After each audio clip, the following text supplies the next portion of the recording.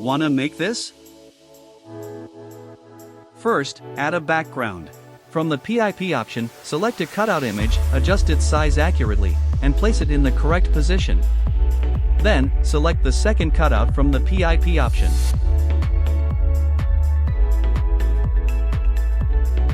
For the first cutout, add 2 keyframes, one at the beginning and another 2 seconds later. Do the same for the second cutout at the same time and position. Next, go to the first keyframe and enlarge the cutout so that it moves outside the frame. From the Ease option, select the third type for smooth animation and apply it to both cutouts.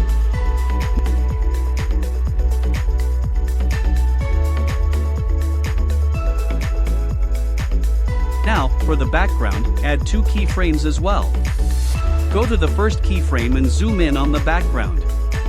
Finally, select one option from Ease to complete the effect.